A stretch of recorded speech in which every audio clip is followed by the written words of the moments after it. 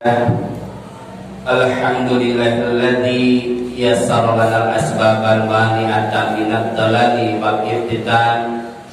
Asyhadu an la ilaha illallah wahdahu la syarika lah wa asyhadu anna Muhammadan 'abduhu wa rasuluhu alladzi la nabiyya ba'dah. Fa ya ayyuhal hadirun ittaqullaha haqqa tuqatih wa la tamutunna illa wa antum muslimun. Wa qala Allah ta'ala fil Qur'anil Karim, a'udzu billahi as-sami'il 'alim minasy syaithanir rajim, wadhkuruni adhkurkum washkuruli wa la takfurun. Wa qala an-nabiy sallallahu alaihi wasallam, taraktu fikum amrayni lam tadilu ma tamassaktum bihima, kitab Allah wa sunnatir rasul. Al-ayat. Puji dan syukur kita panjatkan kepada Allah pada siang yang cerah ini, walaupun dari pagi Allah telah memberikan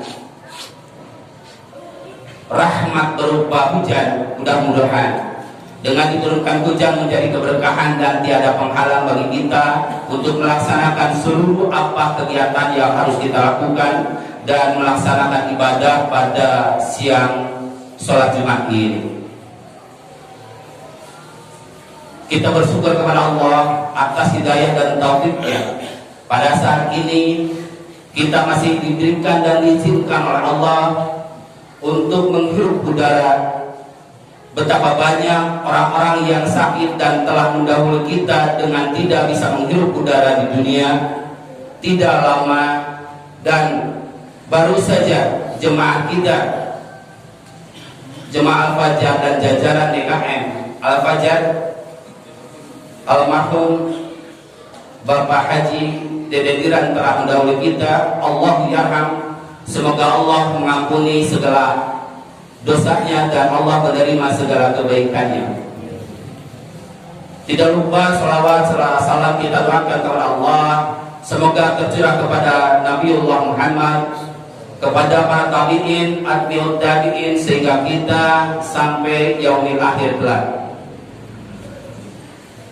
Bapak-bapak jemaah Jumat yang dimuliakan Allah, Rasulullah mulia kita Nabi Muhammad sallallahu alaihi wasallam adalah Nabiullah khataman nabiyyin, adalah Nabi Allah sebagai Nabi yang terakhir. Begitu cinta dan sayangnya terhadap para sahabat, begitu cinta dan sayangnya kepada kita sebagai umatnya, sehingga di jelang-jelang wafatnya Nabiullah Muhammad sallallahu alaihi wasallam, beliau menyampaikan ungkapan ummati, ummati, ummati 3 kali memanggil umatnya. Mata muduna min ba'di, apa yang akan kau sama setelah aku tidak ada. Demikian kasih sayangnya Rasulullah mulia kita. Padahal kita tidak sejaman dengan Rasulullah. Begitu juga para sahabatnya. Begitu cinta kepada Nabi, begitu memuliakan Nabi, sehingga para sahabat diwasiatkan oleh Nabiullah Muhammad beberapa wasiat. Salah satunya adalah wasiat Rasulullah kepada Mu'adz bin Jabal. Hati pada saat ini menyampaikan dengan tema wasiat Rasulullah mulia kita Muhammad sallallahu alaihi wasallam kepada Mu'adz bin Jabal. Apakah wasiat itu yang disampaikan kepada Mu'adz bin Jabal sebagai sahabat yang dicintai oleh Rasulullah? Rasulullah mulia kita memanggil kepada Mu'adz bin Jabal sambil memegang tangannya. Ya Mu'adz, wallah, wallah, inni liuhibbuka. Wahai Mu'adz, demi Allah, aku mencintaimu. sampai ungkapan itu diungkapkan kembali, wallahi inni liuhibbuka, sesungguhnya aku mencintaimu. Sambil memegang tangannya Rasulullah mulia kita kepada Muadz bin Jabal, karena kesayangannya terhadap para sahabat, beliau berwasiat. Apa gerangan wasiat Rasulullah mulia kita kepada Muadz bin Jabal? Tentunya kita akan telusuri apa wasiat-wasiat yang disampaikan Rasulullah mulia kita kepada Muadz bin Jabal. Dalam hadis yang dikeluarkan oleh Muadz bin Jabal, usika ya Muadz, la ta'da'anna fi duburi. Wahai Muadz, sesungguhnya aku berwasiat kepada engkau, janganlah engkau lewati pada saat-saat akhir sholat, pada saatnya mengakhiri atau pada saatnya duduk akhir setelah salam. Kemudian Rasulullah berkata, taqulu Allahumma a'inni ala dzikrika wa syukrika wa husni ibadatika. Wahai Muadz, janganlah engkau tinggalkan, jangankan engkau lupakan pada saatnya detik-detik akhir dalam sholat, setelahnya mengucapkan salam, pada saatnya mengakhiri sholat, maka berdoalah engkau wahai Muadz dengan doa yang dicontohkan oleh Rasulullah, Allahumma a'inni ala dzikrika wa syukrika wa husni ibadatika, yang artinya, ya Allah, aku berlindung kepadamu agar aku senantiasa ingat berzikir kepadamu, wa syukrika, dan agar aku selalu bersyukur kepadamu, wa husni ibadatika, dan agar aku senantiasa beribadah dengan baik kepadamu. Bapak-bapak sidang Jumat yang dimuliakan Allah, ada 3 makna wasiat yang disampaikan oleh Rasulullah mulia kita kepada Muadz bin Jabal. Yang pertama yang perlu kita garis bawahi dalam makna doa yang disampaikan Rasulullah agar dicontohkan oleh Muadz bin Jabal, begitu juga agar ditiru dan dicontohkan berikutnya oleh pengikut-pengikutnya sampai kita sebagai umat yang manut dan ikut dengan sunnah Rasulnya. Makna yang pertama yaitu agar kita sebagai hamba Allah untuk senantiasa memanjatkan doa kepada Allah, melanjutkan wasiat Rasulullah kepada Muadz bin Jabal agar senantiasa meminta dan senantiasa berzikir kepada Allah. Tentunya zikir ini adalah keharusan dan keutamaan kita sebagai umat, sebagai hamba Allah. Tanpa zikir kita hati akan kering, tanpa zikir kita laku lampah kita akan keluar dari syariat Allah. Tanpa zikir kita akan seenaknya melakukan kegiatan selain daripada garis-garis Allah. Yang dimaksud zikir juga di sini, zikir di sini adalah salah satu amalan-amalan yang sering kita lakukan dalam sholat. Sholat kita termasuk al-dzikru, membaca Al-Quran kita disebut juga al-dzikru. Melakukan amalan-amalan Allah dan mengikuti sunnah-sunnah Rasul itu adalah salah satu amalan-amalan al-dzikru. Tidak hanya al-dzikru dalam lisan, tidak hanya dzikru dalam qalbu, tapi muamalah kita yang dilakukan dengan koridor dan batas-batas sesuai dengan tuntunan Rasul itu adalah al-dzikru. Tapi ingat, banyak sekali orang yang melakukan al-dzikru di luar dari ketentuan dan syariat Allah dan Rasul. Ada orang al-dzikru dilakukan tapi al-dzikrunya itu tidak manut dan tidak mencontoh kepada Rasul. Salah satunya pada saatnya di masjid, dengan tidak mengurangi rasa hormat kami, pada saatnya al-dzikru silahkan, karena itu dicontohkan oleh Rasulullah. Tapi Rasulullah mulia kita telah melarang orang yang sedang membaca Al-Quran di masjid, pada di sampingnya ada orang yang sedang sholat. Kemudian Rasulullah mulia kita melarang untuk berhenti atau tidak menjahatkan bacaan Al-Quran karena ada yang sedang sholat. Pada saat ada yang sholat, suara yang terdengar akan mengganggu kehusuan dan kehikmatan orang yang sedang sholat. Demikian mudah ternyata zikir yang harus dilakukan kalau kita mengikuti sunnah Rasulullah mulia kita. Tidak juga demikian, banyak contoh-contoh azikru yang harus dilakukan oleh kita sehingga kita bisa melakukan amalan-amalan yang mengikatkan hati kita kepada Allah. Pada saatnya kita berbai'ah, pada saatnya kita berjual beli, pada saatnya kita melakukan amalan-amalan lain dengan kita ingat kepada Allah, tidak mengurangi timbangan, dengan tidak membohongi para pembeli, dengan tidak membohongi mereka-mereka yang akan dirugikan. Ternyata yang demikian juga menurut Rasulullah itu adalah salah satu zikir kepada Allah. Zikir seyogyanya adalah merupakan salah satu bentuk ibadah yang mutlak untuk seluruh umat muslim. Sidang Jumat yang dimuliakan oleh Allah, dalam surah Al-Baqarah ayat 152 yang pada mukadimah tadi disampaikan, Allah telah berfirman, "Fadhkuruni adhkurkum washkuruni wala takfurun." Ingatlah kepadaku, kata Allah, sesungguhnya aku akan ingat, dan bersyukurlah kepadaku, dan janganlah engkau sekali-kali kufur atau mengingkarinya. Demikian Allah telah menjelaskan dalam Al-Quran surat Al-Baqarah ayat 152. Kasih sayang Allah akan diberikan kepada kita sebagai hamba-Nya jika kita berzikir sesuai dengan tuntunan, jika kita bersyukur sesuai dengan tuntunan, dan jika kita tidak berbuat kufur. Dalam kata lain, kita tidak melaksanakan di luar dari jalur-jalur yang telah Allah dan Rasul tetapkan.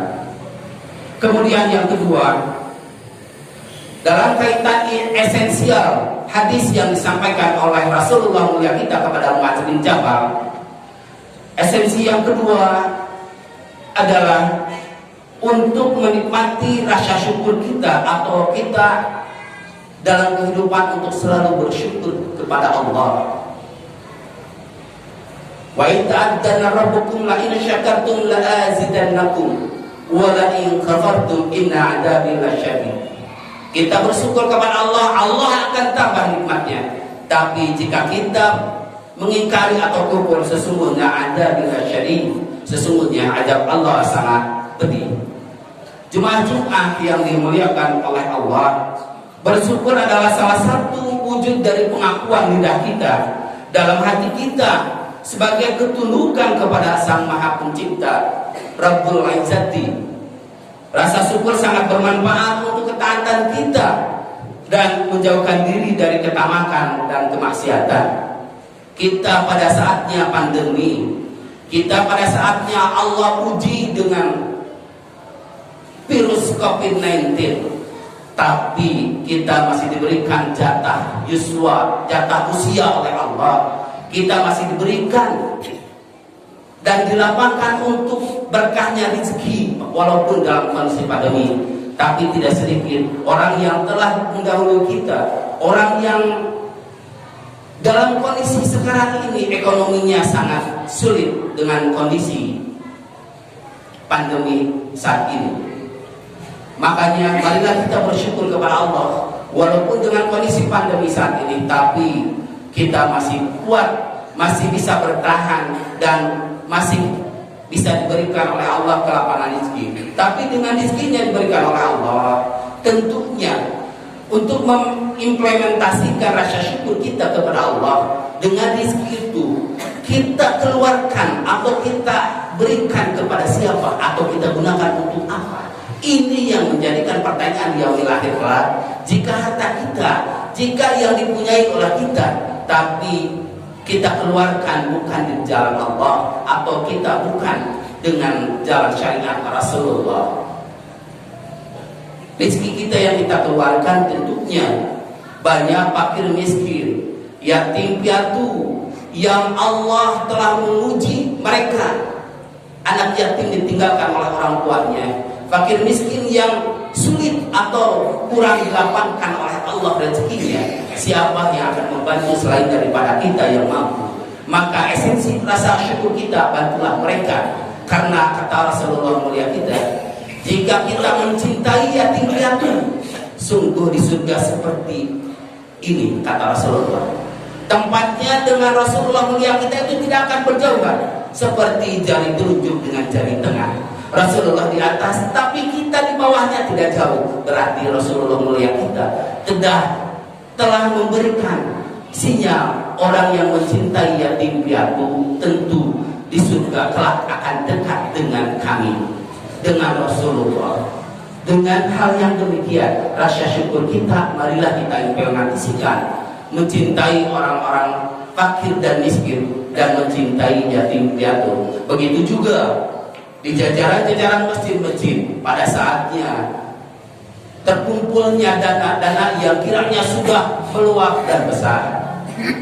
Berikanlah, budgetkanlah, anggarankanlah kepada fakir miskin, anggarkanlah kepada yatim piatu. Karena mudah-mudahan siapa yang menitipkan infak di masjid, siapa yang memberikan sedekah di masjid, siapa yang memberikan jatah zakat malnya di masjid, andaikan kita berikan kepada yang berhaknya, andaikan kita dipakai fisabilillah, dipakai tidak hanya untuk membangun masjid saja. Masjid sudah megah dibangun, tapi banyak masjid yang megah dibangun tapi isinya tidak makmur, tapi isinya kehilangan dari jemaahnya.